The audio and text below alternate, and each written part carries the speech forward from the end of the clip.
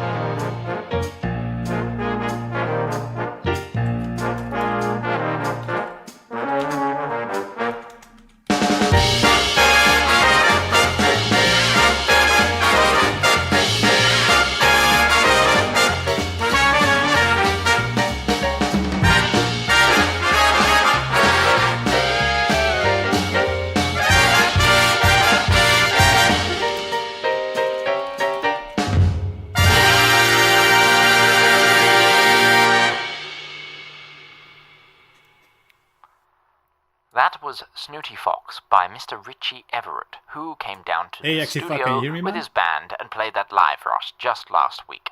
Hey, good evening, First, man. on our show tonight we have some news from the recently reformed American Union state. I get that. It has been little over 3 weeks since William Dudley Pelley and his Silver Shirt militia seized control following President Long's arrest on Saturday. But today, Congress, under pressure from the Silver Shirts, have enacted martial law once again, and are pushing for Pelley to be inaugurated as the second president of this Christian Commonwealth of America, before Long has even gone to trial. It has only been 2 months after the official end to hostilities and the end of the Civil War. Charles Lindbergh has denounced this action from the Silver Shirts, claiming it is a step towards a dictatorship. Lindbergh saying, "It goes against the American values we fought for." Father Charles Coughlin, a native of Ontario, who has since moved to America, has shown his support for Pelley's actions, advocating on his radio show that Pelley should have been president in the first place. He's a good man with good, upstanding Christian values. He would not falter to greed and sway to Wall Street like Mr. Long. More on America after this.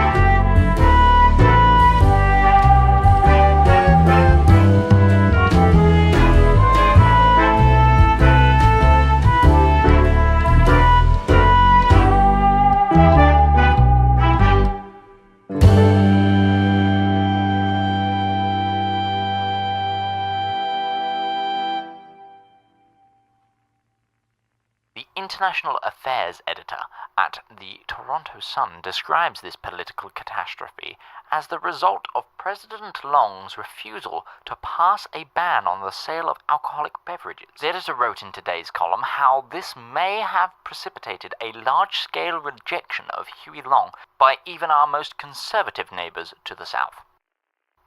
Pro-Long supporters are not backing down, however. Earlier today, reports of crowds, some of whom were armed, have marched on the city centres across the nation, calling for Long's release. National Guard and Silver Shirt units have reportedly dismissed the protesters. One can only wonder how many protesters may have been shot. After all, the Union State Press are not allowed to report on such matters. The King held a speech yesterday on the matter of the Silver Shirts, stating the Entente stands for democracy, not a clean-cut left or right, just individual freedoms. Good evening, everyone. Thus, this is, of course, the Kaiserreich attempted Cinema. We're doing some takeover of the pre-stream United checks. States by the Should I Silver go Legion down during is this no event? less It is a revolution probably than the because I'm one having some in the PC Union issues of with some Britain, occasional nor blue the screen. syndicalist threat Do not it be alarmed. itself I struggled to defeat we're trying in to the survive. Second Civil All right, War. see you guys. The Second American Civil War is still fresh in all of our minds. And now, is it possible that a third is on the horizon? This humble radio host remembers those long nights not 2 years ago, where we could hear the roars of artillery and the rumbles of planes during the siege of Detroit, just across our border. Yet, brighter aspects of the war did exist. There were the additions to the empire, the states that seceded the Union and sought the protection of our king to uphold their individual freedoms, our new allies in Alaska and New England. We all remember the photographs of cheering crowds of people escaping the bloodshed, but the question is asked, what now? The Civil War is over, and America has a government again. Many in New England are happy to be a part of the empire, continuing the dream that was America. After all, since its independence, New England's economy has boomed following the Canadian government's investment in new start-up businesses, emboldening the entrepreneurial values of its citizens. According to the Boston Globe's chief editor, New England has every right to remain independent. There was no legal basis for a state to secede from the Union in the first place. Furthermore, the new Union has yet to publish its full Articles of Confederation. Samuel Warner wrote to us to share his view. Mr. Warner owns a small accountancy firm in Burlington, Vermont. He states in his letter to us, "Getting our independence and joining the Entente's protection is the best thing that's happened to us. Before now, I always saw myself as a citizen of Vermont, but now I see myself as a New Englander.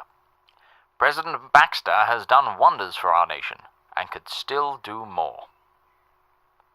Since coming into power, President Percival P. Baxter has worked tirelessly to improve civil rights within New England. He is a stalwart opponent of the dangerous white nationalist faction, who thankfully are banned here in Canada. He has ordered several police crackdowns on suspected nationalist leaders and officials following attacks on African-American refugees crossing the border to escape the Civil War. White nationalist sentiment has been a growing problem within the state of New York since the Civil War, and the nationalists have reportedly been gathering arms. A white nationalist spokesman who contacted us here at the radio station, claims it is within their constitutional rights as Americans and New Englanders to bear arms. Louis Joseph Valentine, Commissioner of the New York City Police Department, has announced new city legislation in response to Baxter's crackdowns, offering to buy firearms from citizens of New York to both replenish police stocks and keep them out of the hands of the white nationalists. So far, the gun drive, as it has been colloquially called, has apparently been a success, with over 2,000 weapons being sold to the department. Yet, Despite all unknowns and the changes put in motion by President Baxter, 3 days ago, a small minority of those wishing to rejoin the Union requested the New England government hold a national referendum. More surprisingly is the fact that the New England government have agreed. Baxter responded to the referendum saying, "To deny anyone the chance to vote, well, that would make me a tyrant. The people of New England stood up against tyranny of all forms not too long ago in the failed United States. Yet we've come so far on our own, and we can continue to strive forward. I have faith in the people of New England to make the right choice, the choice where we won't let tyrants get in our way." The vote in New England is set for next Wednesday, so if you're over the age of 21 and a citizen of the New English states, please make sure you're registered to vote. The fate of New England may fall to you.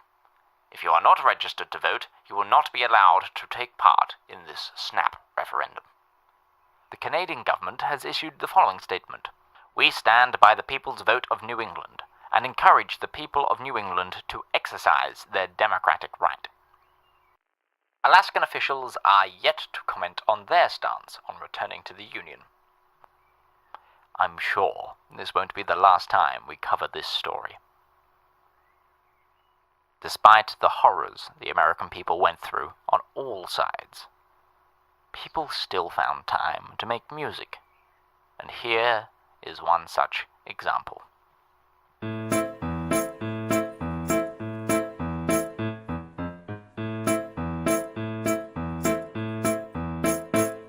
There's a yellow rose in Texas that I am going to see. No other fellow knows her, no other, only me. She cried so when I left her, it like to broke my heart. And if I ever find her, we never more will part. Hey! Hey! Next round's on me, boys. She's the sweetest rose of color this soldier ever knew. Her eyes are bright as diamonds, they sparkle like the dew. You may talk about your dearest May and sing of Rosalie, but the yellow rose of Texas is the only girl for me. Hey! Yay! Where the Rio Grande is flowing and the starry skies are bright, she walks along the river in the quiet summer night. She thinks if I remember when we parted long ago, I promised to come back again and never leave her so.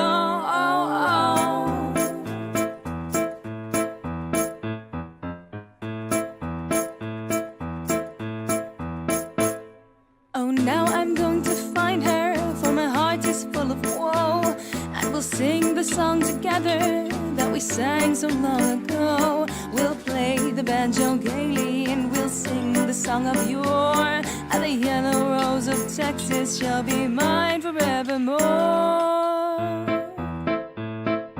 Mine forevermore. And now for some lighter news. The circus has come to town. A travelling circus group is setting up this week here in Toronto. Cirque Zvieta is a circus from the Russian Republic and will be in town for the coming week. The name means Circus of Light and boasts a spectacular show of music, dance, tricks, and effects. The circus is particularly different to the local style, combining traditional circus skills with the operatic arts. The circus's leading attraction is its ballet troupe, who trained at the Bolshoi Ballet. Back in my early years, I had the utmost pleasure of seeing a performance of the Nutcracker at the Bolshoi Theatre, whilst on a tour of Moscow back when I was but a mere writer for the Daily Mail. It was one of the only joys within a frankly mundane working holiday, interviewing the then President Kerensky after the Kolchak Putsch. 2 months later, I landed my first job at the BBC as a broadcaster. 1 year after that, I was booking passage to Canada on the first boat I could find. Sadly, those of you who are listening will not be able to share the joys of going to the Bolshoi Theatre, as it was one of the many cultural landmarks of Moscow that was destroyed by the Bolsheviks in their second uprising, which ultimately ended in failure. Coincidentally, one of the performers within this troupe is none other than the niece of the late Alexander Kerensky, Isabel Baranovskaya. We sent one of our technicians down to the Imperial Theatre, who are hosting the circus, to record some of the ballet movements. Here, exclusively, are excerpts from the Allegro and the Adagio movements of the performance.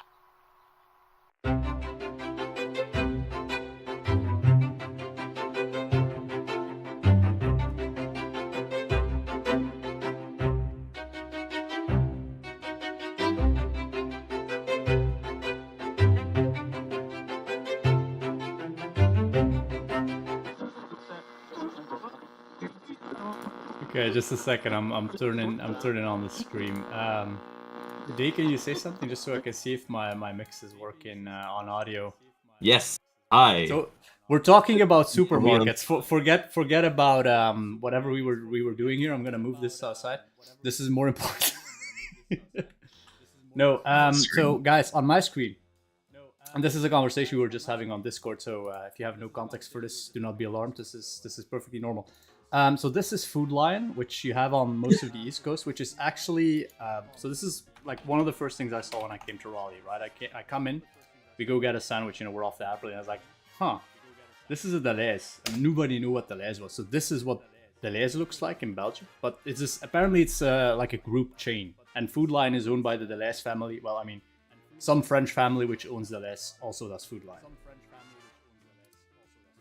So imagine... It's Dutch now, by the way. It's been taken over by Dutch concern, I believe, right? Yeah, I mean, whatever was Belgian is now Dutch. That is economic power colonization in working, you bastards. Completely besides the point. Welcome to the live stream for Kaiserreich Documentary 8. Let me know if there's anything wrong with the audio mix. There's an echo, someone says. Oh, don't know what is causing that. I'm gonna have to dig into that for a second. Is anyone else hearing echo, guys? No, looks good on my front. Anyway, yes, I guys, am too. You are getting an echo too, Gay? Oh, wait, I get it. I've got this one. I am, yeah, there is a mild one. I'm gonna have to leave this stream. Is this better?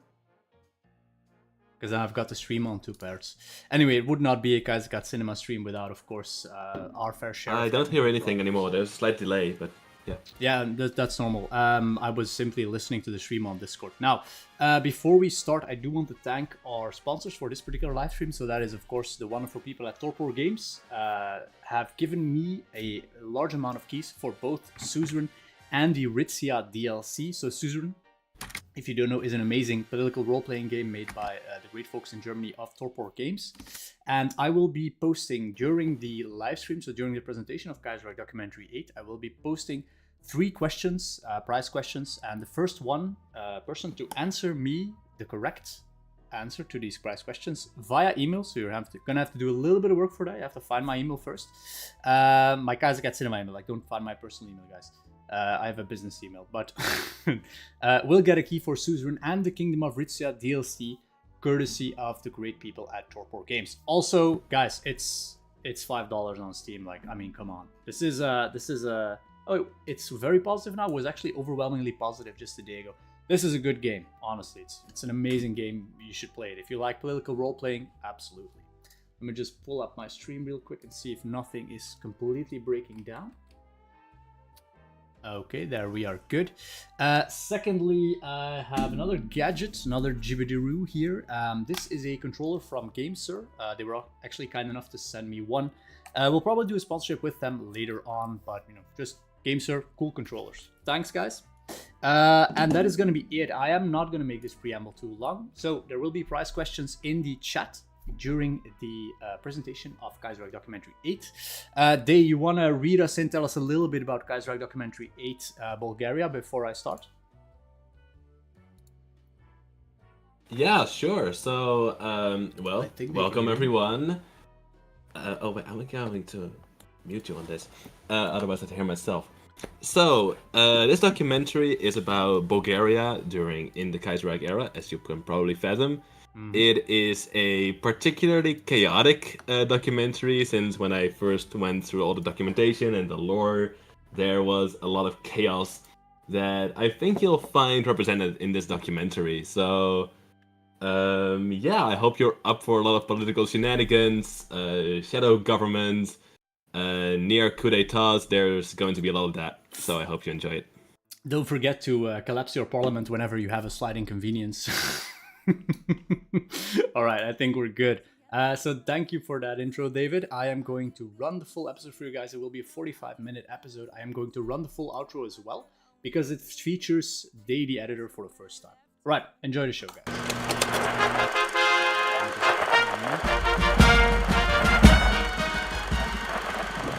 Bulgarians, lions of the Balkans, hear me now.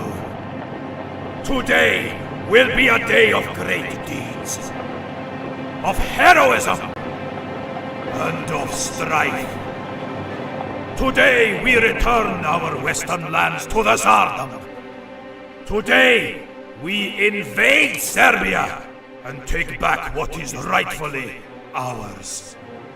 Some of you have expressed your reservations about going to war with the Entente.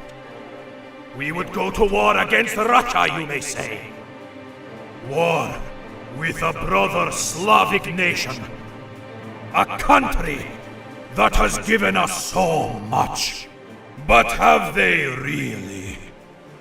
Have the Russians given us independence? Or has the Russian Tsar used us to secure his own borders? Has the Russian Tsar not been content to make Bulgaria a rump state, split in two when it suited him? Did the Russian Tsar not eagerly sign away Eastern Rumelia to secure peace? To add insult to injury, they would have us pay reparations for this insolence! Reparations? No, brothers! It could be Bulgaria alone that claimed her independence in 1885. It could be Bulgaria alone that fought for her freedom in 1908. And it could be Bulgaria alone that unites all our homeland in 1914. There are allies to our west, as ambitious and strong as we are. Today, we forge an unbreakable bond between Berlin and Sofia, between eagles and lions. Today, we take up arms with the New World Order. Today, we take up arms with the Kaiserreich!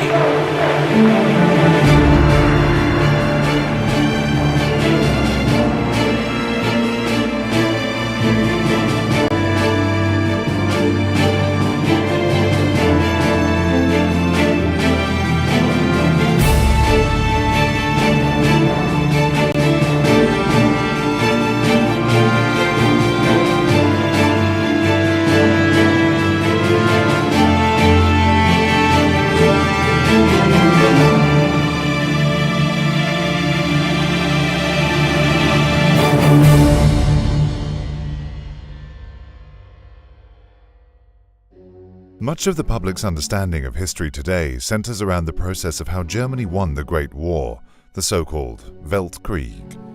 Films, music, and popular media, in no small means influenced by Berlin, play up Germany as a lone underdog against an entire Entente world order. Shockingly, even among academic dissertations of some repute, one can still find papers that outright diminish the role Germany's Balkan allies played during the Great War. What a historic tragedy, then, to have been a victor of the Great War, yet forgotten all the same. Such was the fate of the fourth Central Power, the Bulgarian Tsardom. In truth, Bulgaria's alignment with the Central Powers had been far from certain.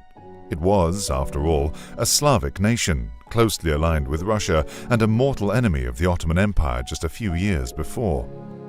Bulgaria's history, however, was colored by one overarching theme: ambition.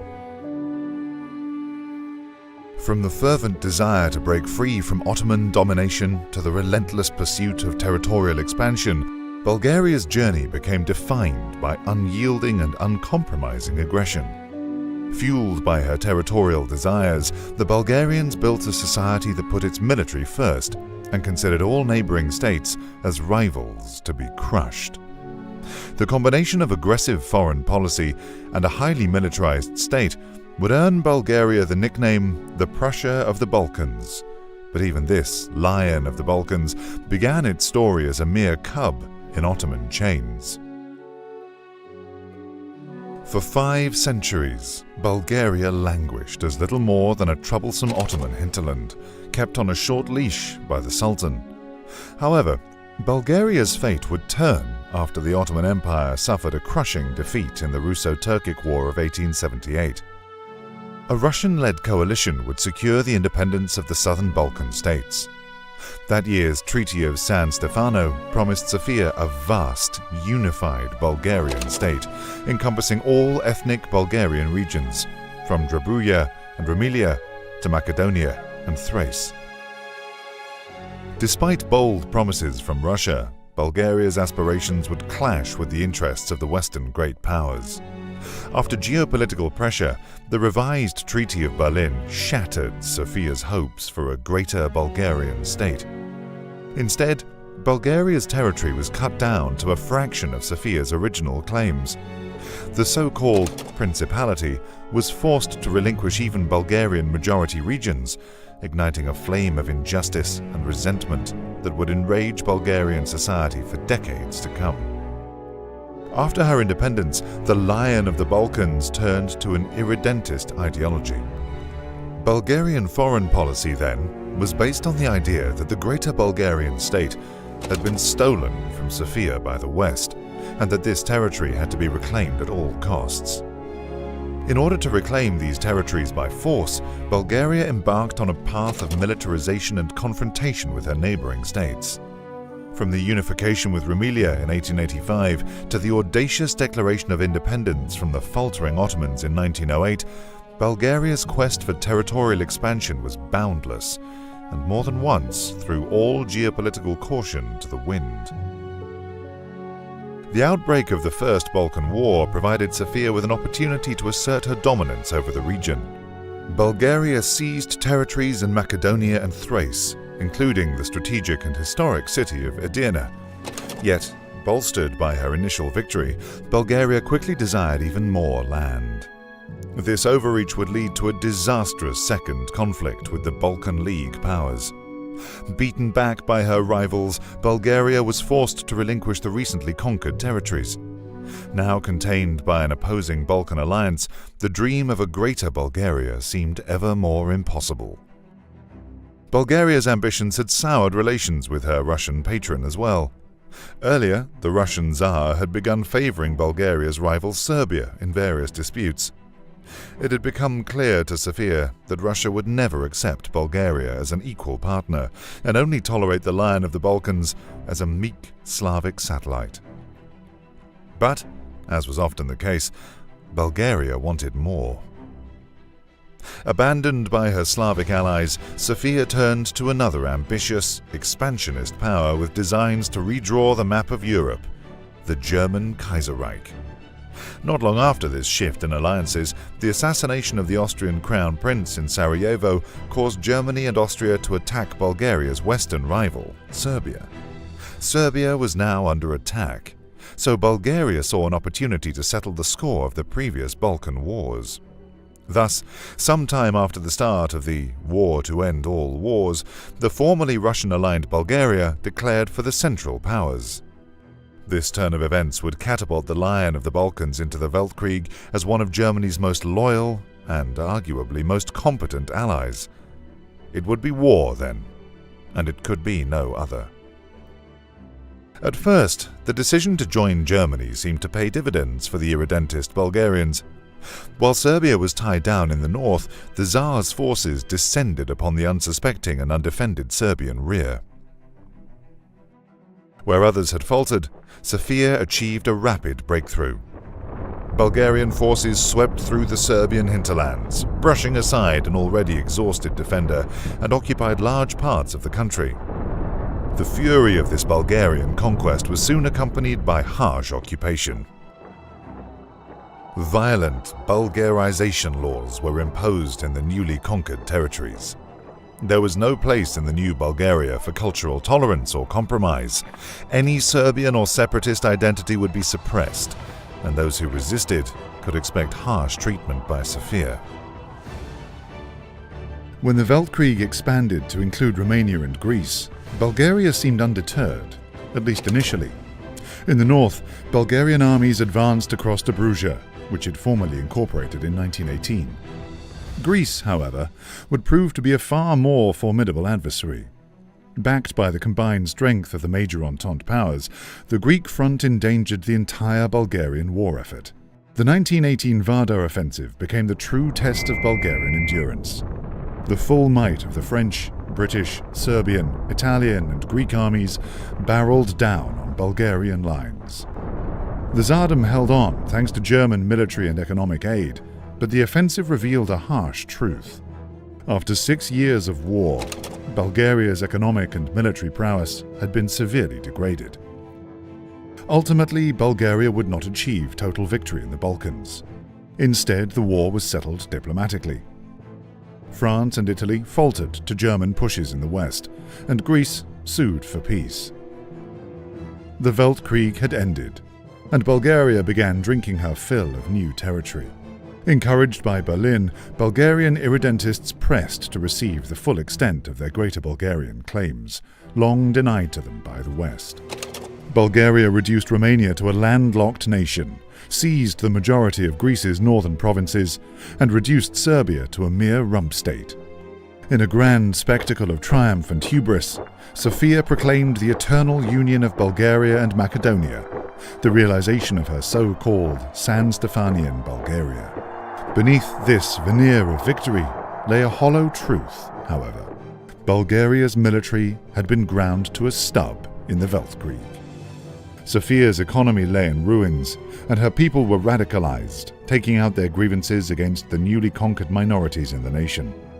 Now, the Tsardom would add an endless insurgency to her ever-growing list of problems.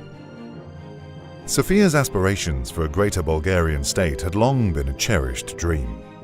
The reality of governing these territories, however, proved to be a bitter awakening. Much of this new Bulgaria had little Bulgarian within it.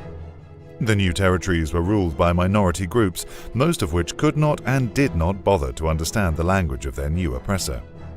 Hence, central authority in the new provinces was practically non-existent.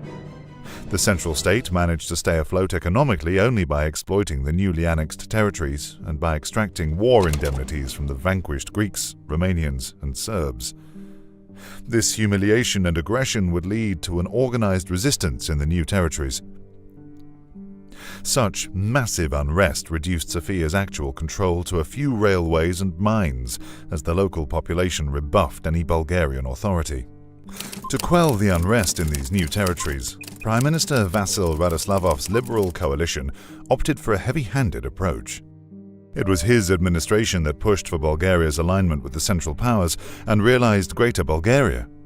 Even years after the Weltkrieg, the government refused to demobilize the Bulgarian army, opting to use it to violently suppress insurgents in the new territories. The costs of keeping the army mobilized, however, prevented Bulgaria from ever truly recovering from the Weltkrieg. While neighboring countries set to rebuilding, Bulgaria fought on, with a fourth of her male population still in arms for years to come. As bread prices rose, the fissures within Bulgarian society widened, revealing a nation in turmoil. Bulgarian soldiers, who had been used as attack dogs against minorities in the West, returned home to stir trouble. Strikes, clashes, and paramilitary violence became an everyday fact of life in the Greater Tsardom. In this volatile landscape, the charismatic Alexander Stambolijski emerged as a rallying figure for agrarian, socialist, and pacifist resistance against the militaristic and nationalist regime. Stambolijski had opposed joining the Central Powers, instead advocating for neutrality. This political view caused the Bulgarian establishment to imprison him in 1915.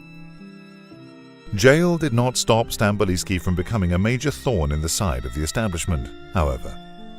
His populist, pacifist, pro-democratic and pro-peasant attitude frightened the nationalist and hawkish elite, turning the politician into a figure of almost saint-like reverence for the Bulgarian working class. Bulgaria's political landscape after the war would be shaped by this tango between the nationalist Radoslavov and pacifist Stambolijski. Although Radoslavov commanded the favor of Tsar Ferdinand I, his autocratic and arrogant tendencies alienated much of the political establishment. While he was the most powerful man in Bulgaria, the polarization surrounding Radoslavov made actually governing the country next to impossible. The fall of Radoslavov's liberal government in 1919 ushered in the first period of intense political turmoil in post-war Bulgaria. The Prime Minister's continued refusals to demobilize the army alienated liberal dissenters and Turkish coalition members. As a result, Radoslavov was pushed into the opposition, where his loyalists consolidated into the new National Liberal Party. The NLP's tenure in the opposition would be short, but no less damaging to the apparatus of state. By blocking the budget of his moderate successor Teodorov, Radoslavov sowed the seeds of a political culture of stagnation and forced re-elections. The scheme succeeded. The 1920 elections that followed resulted in another NLP victory. Radoslavov returned as Prime Minister, but his electoral majority had been severely degraded. Balancing between moderate pacifism and radical nationalism, Bulgaria's parliament remained deadlocked for half a decade. In those 5 years, the Bulgarian political scene was in complete and utter chaos. Governments would rise and fall, most only lasting a few months. Political parties merged, dissolved, and re-emerged in an endless quest to define themselves in opposition to both Radoslavov and Stambolijski. Ironically, the only somewhat stable government formed in this time was between the supporters of those two men. In 1923, several factions of the Stambolijski-aligned Agrarian National Union agreed to enter into a coalition with the NLP, on the condition that Alexander Stambolijski would be released from prison. Amidst the storm of political turmoil rising in Sofia, the rest of Bulgaria spiraled further away from central rule. The bloated Bulgarian state groaned under the weight of her troubles. The country was faced with the challenges of integrating annexed territories, the plight of Serb and Greek minorities, economic upheaval, burgeoning German influence, fiscal woes, industrial stagnation, and strained relations with the Central Powers. To this long list, one additional issue was added in 1924, the demobilization of the Bulgarian army. Bulgaria had maintained one of the largest percentages of mobilized men during the Weltkrieg. The army numbered 600,000, a colossal amount compared to the Tsardom's population of 4 million. After demobilizing the army, hundreds of thousands of soldiers ended up on the streets, with no prospect of making a living in Bulgaria's shattered economy. These men turned to the Military League, an organization that, on paper at least, existed to care for the veterans. In reality, the League was a politically militant organization that believed the democratic system had utterly failed the Tsardom. Influence of the radical Military League reached all the way to the upper echelons of Bulgarian society. In the nationalist Crown Prince Boris, they found a sympathetic ally, willing and able to change the democratic status quo. With Sofia's parliament sinking into a paralyzing quagmire, the Military League took matters into its own hands. In the occupied West, the League allied with the Ohrana, paramilitary vigilantes dedicated to defending Bulgaria's new territories. The Ohrana largely originated from the Internal Macedonian Revolutionary Organization, or IMRO for short.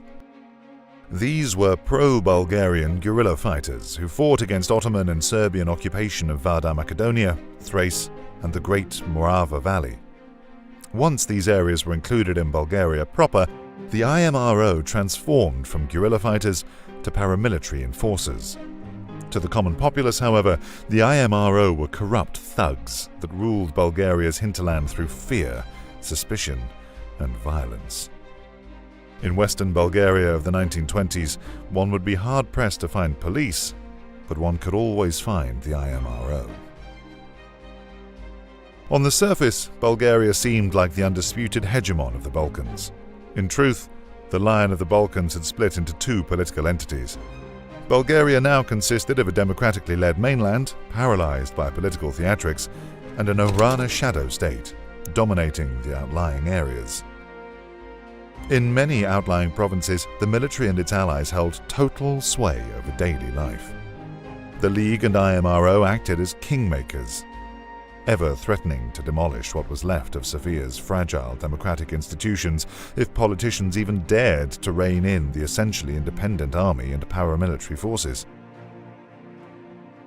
As Bulgaria grappled with a mounting succession of crises at home, her enemies were regrouping.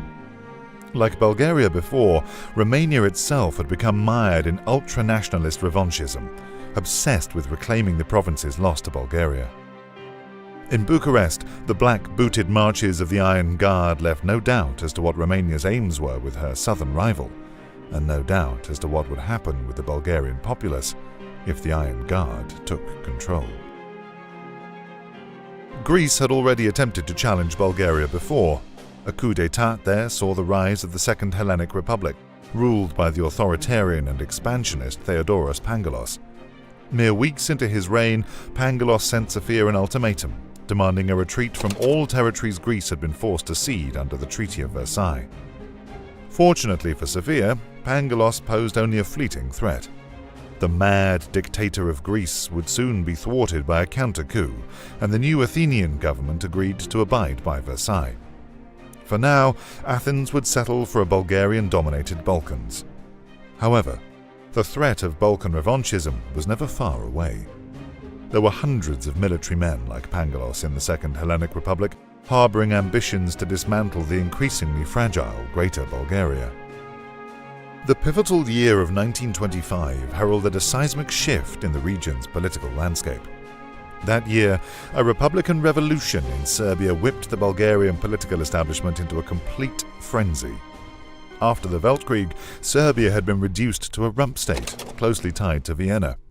This pro-Austrian monarchy was a crucial component in keeping Serbia within the Austrian sphere. For the Serbian people, however, the Karađorđević monarchy became a symbol of Austrian oppression. The so-called puppet king was widely hated, and almost immediately after the Weltkrieg, secret societies emerged all over Serbia plotting the king's demise. The most notable and largest among these was the Konspiracija, the conspiracy, which plotted to outright assassinate the King of Serbia and any who supported him. In early 1925, King Alexander II of Serbia was assassinated by one of his guards, presumably a member of this secret society. The conspiracists seized power and declared a new Serbian republic. This crisis was a source of great instability for much of western Bulgaria, which now consisted of majority Serbian provinces.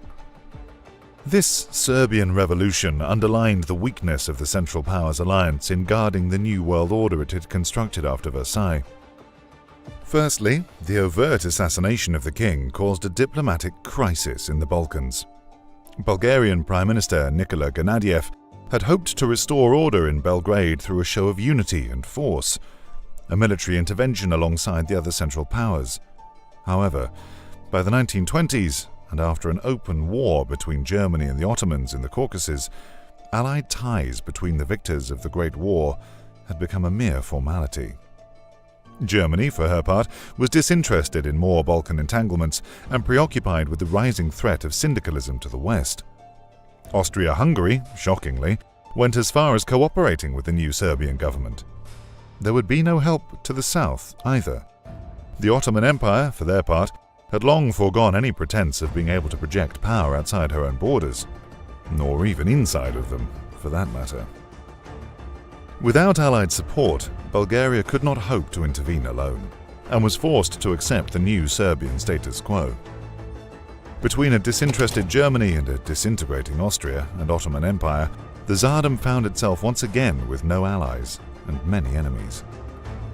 As the chaotic 1920s dragged on, the Central Powers dissolved as a stabilizing factor in the southern Balkans. Without European powers to guard the balance, Romanian ultranationalists, Serbian republicans, and Greek irredentists began eyeing the struggling Greater Bulgaria ever more hungrily.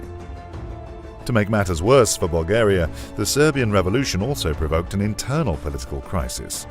Immediately after the proclamation of a republic in Belgrade, Serbian minorities in Bulgaria rose in support of the revolution. They were soon joined by trade unions and other left-wing pro-democratic forces all across the Tsardom. The charismatic Alexander Stambolijski, a long-time proponent of South Slavic unity, wondered aloud whether it wasn't time for Bulgarians to follow the way of their Serbian brothers and overthrow the monarchy. The Sofia government proved unable to meaningfully deal with the situation. This perceived weakness caused the conservative People's Party to withdraw their support from the government, leading to yet another parliamentary collapse in Sofia.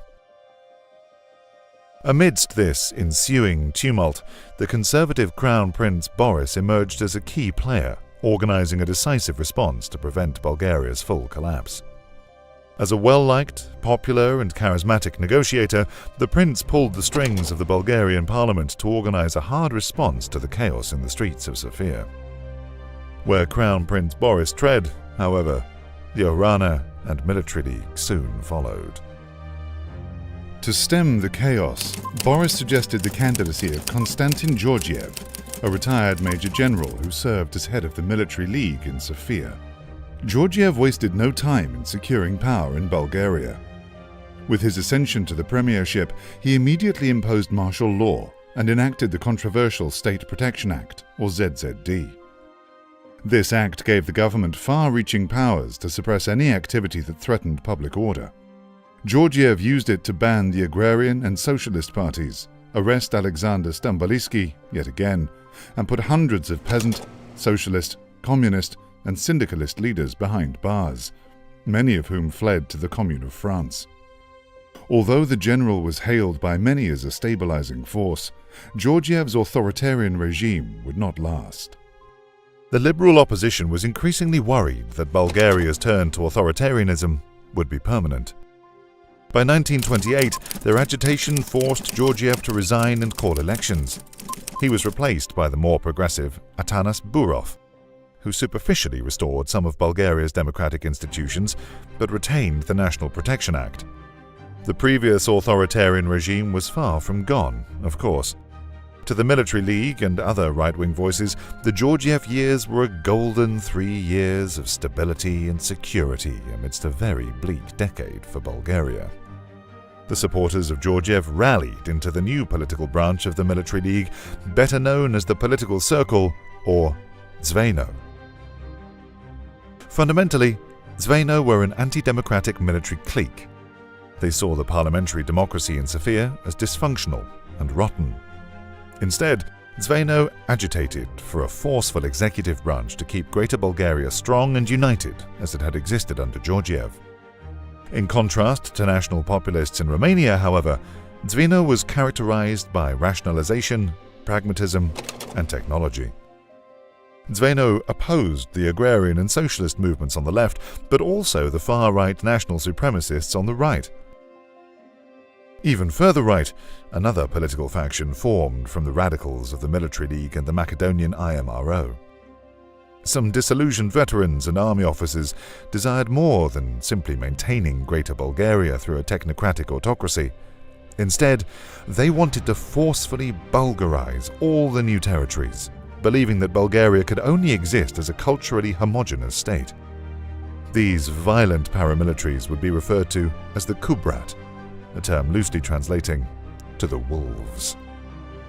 To these Bulgarian wolves, all foreign entanglements were a threat to the state, and the nation should pursue further protectionism, autarky, and corporatism to minimize ties to Germany and Middle Europa.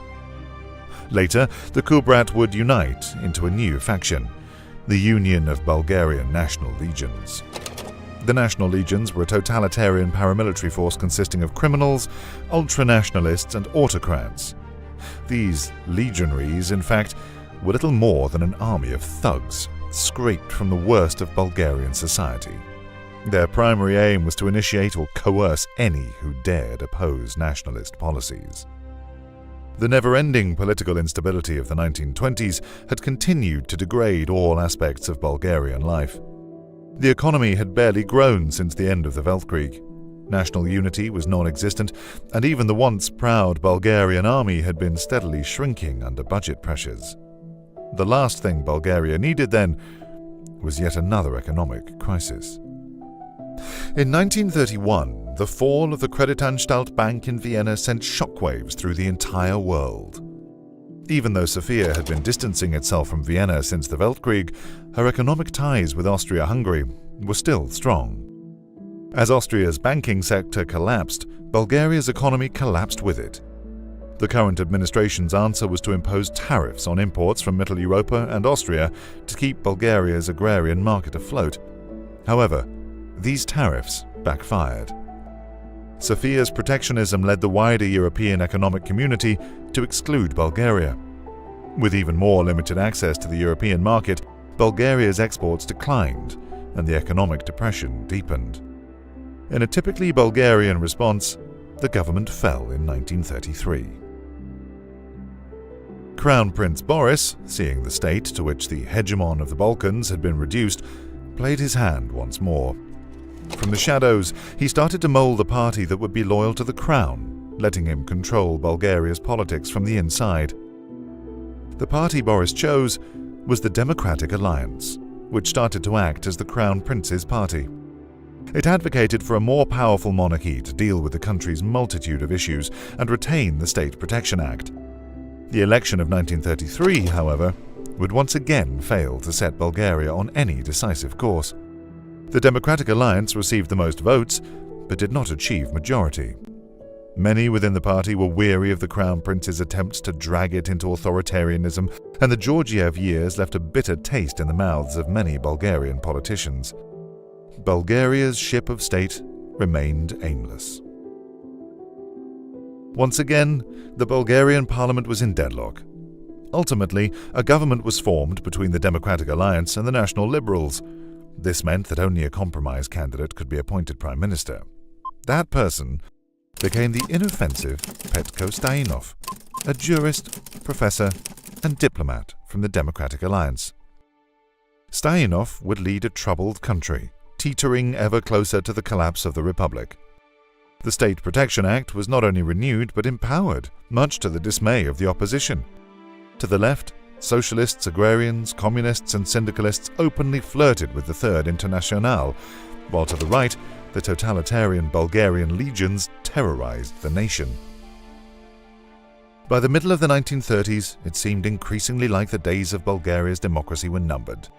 From the left, calls echoed ever more loudly to replace the Bulgarian parliament with syndicalist communes.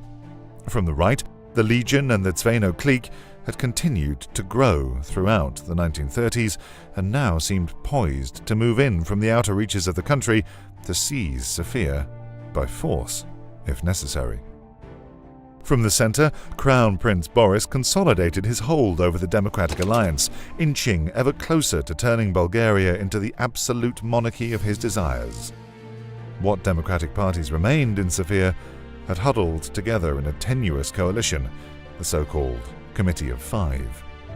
It was clear that, however many governments Bulgaria had had since the end of the Great War, the collapse to come would be the last for Bulgarian democracy. By 1935, Bulgaria had become a cynical parody of her own former oppressor, the Ottoman Empire. In the Sublime Porte, as well as in Sofia, ideological strongmen, nationalist factions, and radical ideologues battled each other in the streets, while central authority spiraled into nothingness. 20 years after Bulgaria had achieved her presumed total victory, the country was a stagnating quagmire at war with herself. The Bulgarian economy had barely grown and inflation was rampant. The Bulgarian army, once the pride of the Balkans, was now dated and ill-equipped to face the challenges ahead. The weakness of the Bulgarian army was a liability in the best of times. Unfortunately, decades of aggressive foreign policy had left Bulgaria with no friends and powerful enemies. Bulgaria's position, again like the Ottoman Empire, was threatened by resurgent rivals on three sides. To Bulgaria's north, Romania, under the leadership of Prime Minister Corneliu Jelea Codreanu, was now openly preparing to invade and, in his own words, annihilate the wobbling Bulgarian state. To the west, the Serbian president Dragomir Vasic held informal ties with the Konspiracija, which deeply coveted the return of eastern Serbia and Vardar Macedonia. And while Greece seemed to have embraced peace under President Georgios Kafantaris, the flames of the Megali idea were never far from the halls of power in Athens. It remained to be seen if Greek aspirations for peace would hold up when an opportunity to retake Thrace and Macedonia presented itself. Bulgaria's many debts would, at last, come due. A fourth Balkan War seemed inevitable. This time, however, Bulgaria would not face her enemies with a confident army and a powerful alliance at her back. Bulgaria would fight this war alone, surrounded by the husks of empire, struggling through their own deep instability. Perhaps Bulgaria could, against all odds, rise to the occasion once more. But the chances of the waning hegemon of the Balkans were becoming slimmer every day.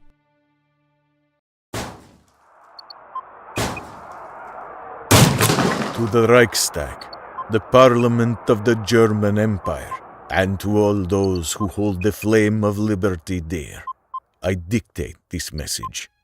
I address you even as radicals break down the doors of our Bulgarian Parliament. I am under no illusion that they will not find me hiding down here, and that my punishment for this insolence will be the noose. Let this be my last warning then. A message from the last Democrat in Sofia. After 2 nights of open war in the streets of our capital, the country is in chaos. I don't even know which of the many radical factions have seized the capital, and in fact, it matters little. If the army does not step in on our behalf, the coalition is finished. Bulgarian democracy is finished. A final warning then, to my colleagues in Berlin, because like Bulgaria today, you too will all reap the seeds of what we have sown in 1914. We have smashed the imperial world order, but supplanted it with our own. Ours is not a more just world than the one the perfidious French, Russian, and British created. Ours is a world glued from shards, held together only by violence and corruption. It could not last in Bulgaria. I fear it cannot last in Europe as well. Beware these final words, parliamentarians of Germany, because you may still steer this ship. In Bulgaria, our time to act has passed. Heed my words. They come for me today. Tomorrow, they come for the Kaiserreich.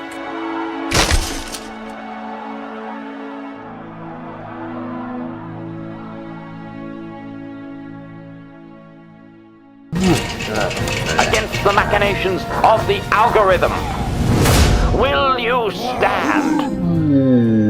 Kaiser Cinema needs you. Subscribe on YouTube and connect with us on all channels. What if Bulgaria had won the Balkan Wars? This is one of the many unique premises of a legendary series of alt history mods called Kaiserreich. In the world of Kaiserreich, the Central Powers win World War I, leading to a world vastly different from our own.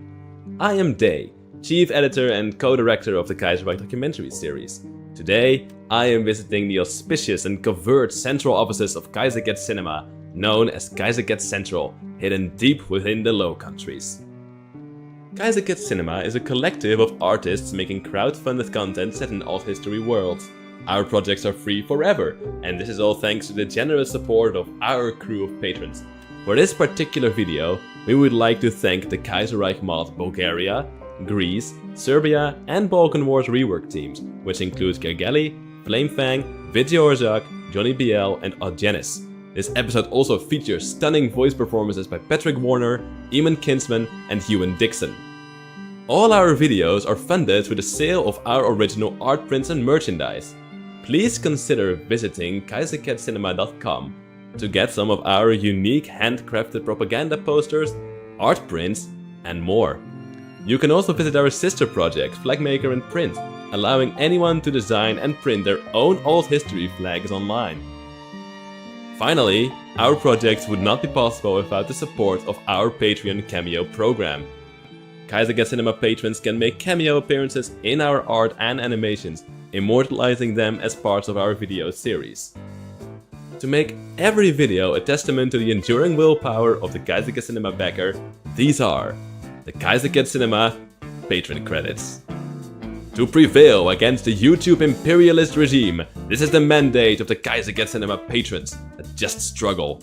The cinema recognizes Ashley GH, Isael, Josh Bruder, Alex LePage, John Morell, Kaiser Bismarck, and Renmax.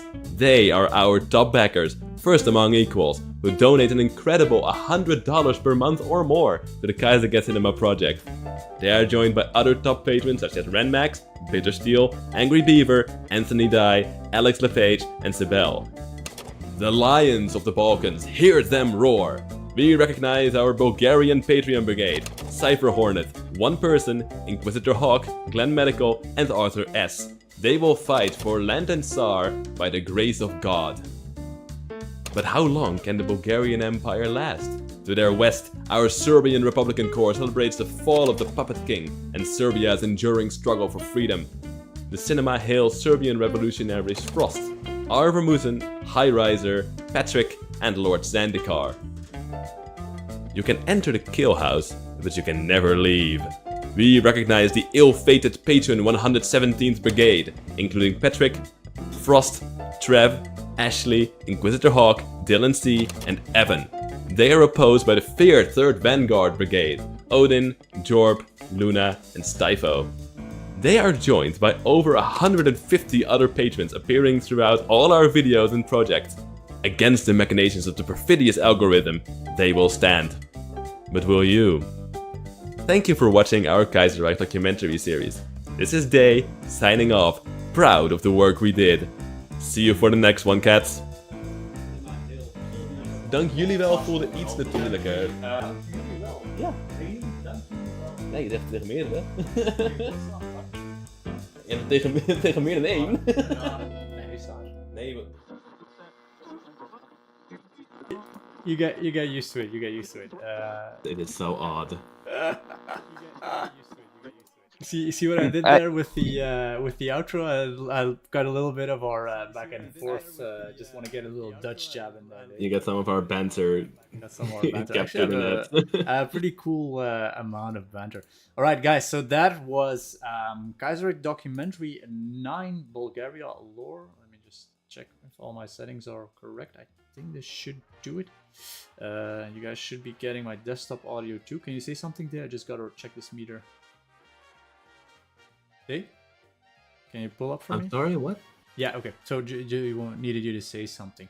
All right, so okay. This stream, we had 3 winners for the Suzerain and Kingdom of Rizia DLC. Now, if you cannot get enough of this wonderful Kaiserreich documentary, we are about 6 minutes out from the main release, and so answering a few questions here that you guys had.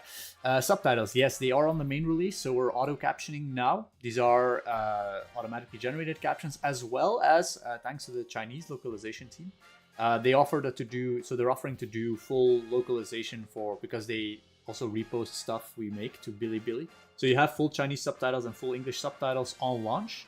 And then others you can get through YouTube, which are auto-translated. I cannot speak to the quality of them, of course.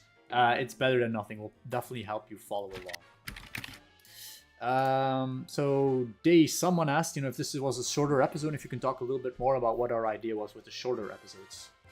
Yeah, sure. So when we started working on the Ottomans, the original plan for it was to write a single documentary about the Ottomans, Greece, and Bulgaria, and it spiraled out of control pretty badly, like way too long. So what we did is we tried to narrow the first one down to the Ottomans proper, and then dedicate kind of spin-off episodes, bigger than the shorts we make, but not as large as the full Kaiserreich documentaries, about Bulgaria, for example. And as we wrote Bulgaria, projects always end up slightly longer than what we're going for. So slightly longer, yeah. I think you slightly say longer, that. so about double of what we actually went for, because we initially went for 20 minutes and it turned out to be 45. But yeah, that was the idea, to have kind of like a slightly smaller documentary about still big players, but not the primary movers in the Kaiserreich universe. Yeah. So one of the ideas that we had with the episodic content is that we maybe want to do dossiers and talk about smaller countries. So we're considering a dossier on Greece, which is a little more in depth. We're considering a dossier on Iran, a little more in depth. They asked me about the Low Countries, which we will never do. Never. No. I can dream though. The next episode will be Kaiserreich. This is a big one. Kaiserreich Documentary, China, Romance of the Warlords. You want to talk a little bit about that, Day, as you slowly lose your mind? Oh yes, I have been reciting Warlords in the fever dreams I've had when writing this script for the 10 billionth time. Pretty much to know Kaiserreich China lore is to know madness. Yes, those are very true words. So the next Kaiserreich documentary will be about China, and China in the 1920s, even in our 1920s, is complete and utter madness. There is civil wars within civil wars. There are coup d'états. There's betrayal, and the Kaiserreich universe is not much different. It's even more chaotic, with the Kaiserreich still lingering in Asia, and eyeing up its own economic interests in the region. So, what our challenge is trying to find a compelling and understandable narrative that is fun for everyone to watch, while simultaneously doing justice to all the things going on in China. Currently, we are still in the scripting phase, but it is a lot of fun to write, and I really hope it will be a lot of fun to watch too. All right, so that was Day, the editor that you're hearing, who is the director and main editor of the Kaiser documentary series. Day, you started with, I think, episode 5? So you've been behind the scenes. Yeah, I think the first one I worked on was the Germany documentary. Yeah, and so Day has been doing... you guys may remember we did this open call for editors. And then, a couple of people came forward, and they came forward, and I asked everyone to do like one segment of a Kaiserreich documentary. It's a very, very basic script. And, the day when you came to me, like what definitely stood out is your ability to not only understand, you have a history degree, right? That's correct? Yes, that's true. Yeah. So you have a history degree, and it shows, because you understand not only like the wider lore points, but also like the thing that we like to go for with Kaiserreich cinema is like the storytelling behind it.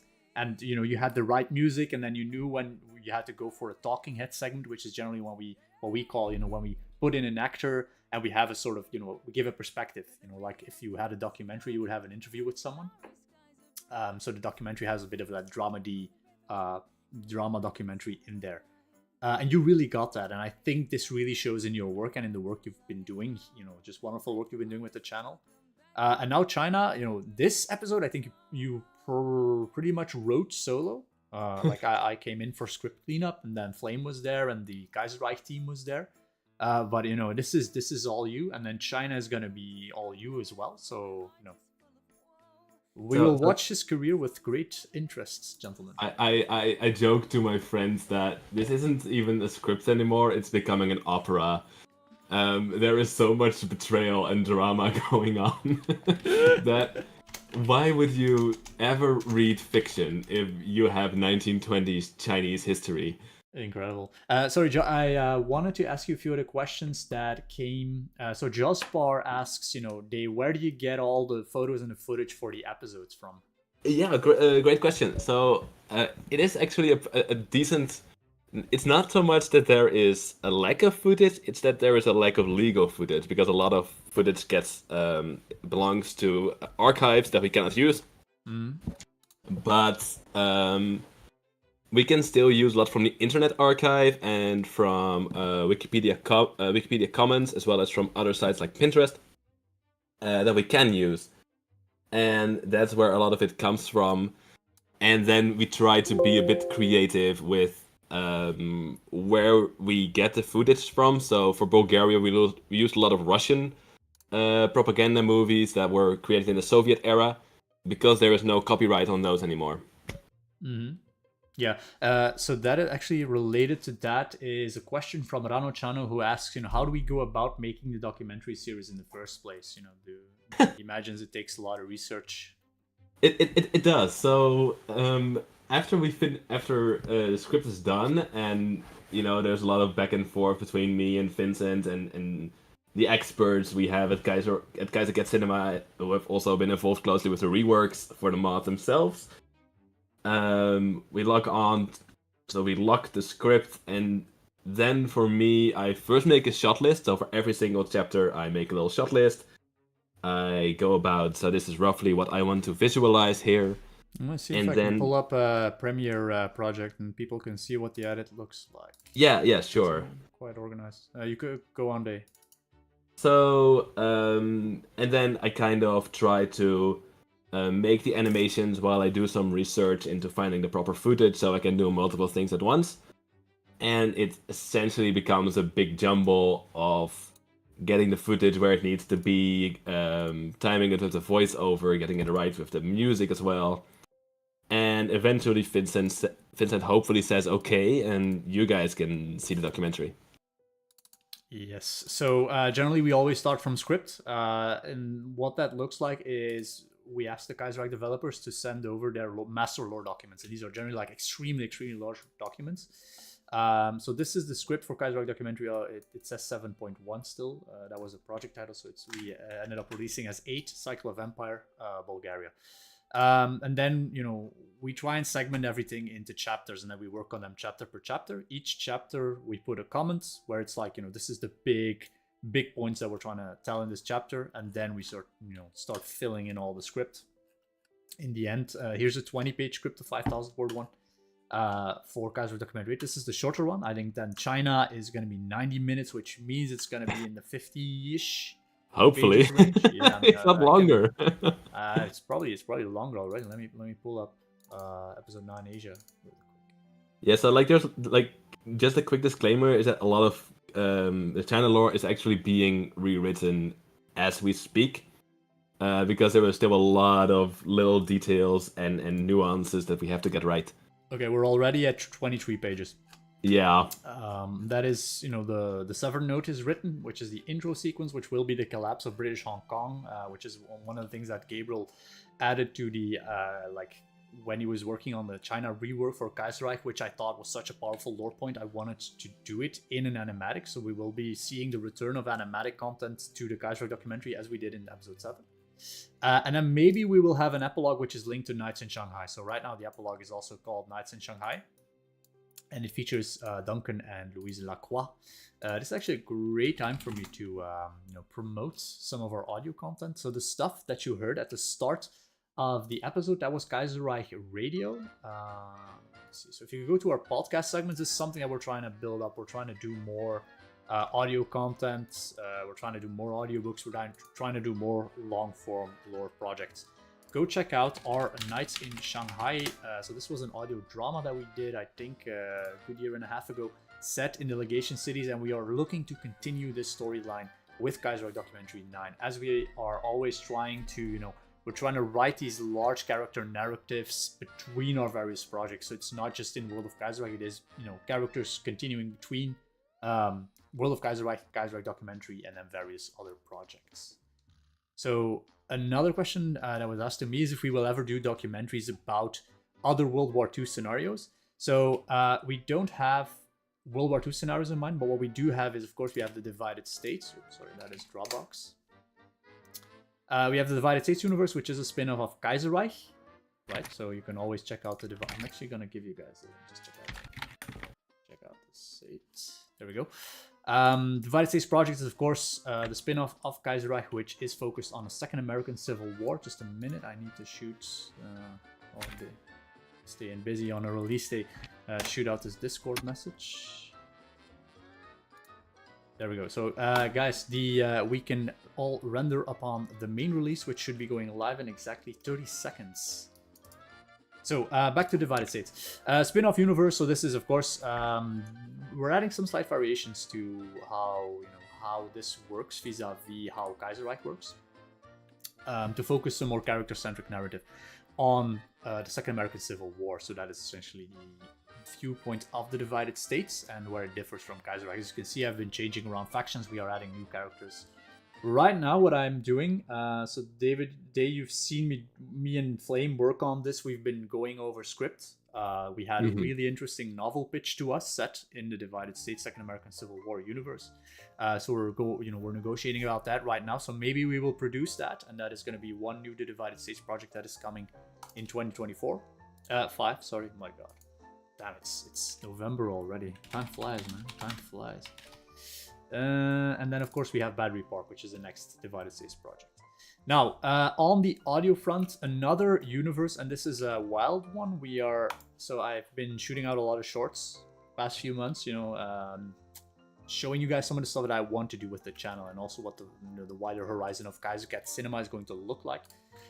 So we are going to do an alt-history audio series, which is completely different in a new universe, something we have not done before, called American Kingdoms. And this is very simply, what if the Americas had been settled during the Dark Ages, right? So I now have about 30 pages written, which should be good for, I want to say like 10, 15 to 20 minute audio episodes. We're negotiating budgets. So expect this to release intermittently in 2025. We're probably going into recording somewhere this winter and then releasing in 2025. But this is going to be a medieval universe, set in the Americas. We're going back to American themes. It's going to be a little bit like the Divided States, but it's going to be an audio-focused project. So that is one thing to look forward to. So in 2025, we will have Kaiserreich Documentary China, World of Kaiserreich continuing, American Kingdoms audio content, as well as, of course, new to Divided States content. So let me check if there are any more questions here. So Maxim asks for the Kaiserreich radio project, where the next broadcast will come from. Now that is difficult because it is possible that Alex is not going to have the time to do more Kaiserreich radio episodes because he's working for the Hearts of Iron team now. He's been hired as, I'm not sure what the exact title is, but he's managing social media for them. And he's working full time, so he doesn't have a lot of time to work on Kaiserreich Cinema. He does an odd skit, some voice acting work, but I can make no promises on that front. So Ender asks if we can keep the trailers uploaded. We keep those trailers online for Kaiserreich Documentary episodes, but generally the trailers are just cut out of the main episodes. You can just pull the trailer out of there if you want to watch it again, but I will link the unlisted trailers. You just go to unlisted. It's a private link in the video. So Warblocks then asks, so is American Kingdoms going to come to an audio documentary? So I want to start with audio book content, which is 20-minute chapterized episodes. If that does well, we can look at doing a visual. So we're trying to do more lore productions, without going too crazy in the visuals. If that does well, we can actually take it into documentary as well. But again, the universe is not. I've not written a lot of lore, and my idea is that we're going to do something with a wiki and then pull in fan contributions. Like, because it's original now, a new universe. There's a lot of cool things that I think we can do within American Kingdoms, but we don't. That's why I don't want to set us in a lore already. It's still very loose, still very focused on the characters and the first. Let me see what I got here. Scripts. So these are the scripts that are ready for production. So 1 through 5 episodes, each of which is about 20 minutes, and then there's a 6th episode which I'm currently writing. If you like Kaiserreich Cinema, what you can always do, of course, is follow us on kaiserreichcinema.com/connect. Here are all our links to social media, Instagram, all that stuff. Sign up to our newsletter, because that is when I will generally put out a monthly digest of everything we are doing at the channel, and share lore, share writing, all that stuff. All right, the full release is now online, so I'm going to answer a few more questions and then we are out. Let me see some questions from Rano channel here.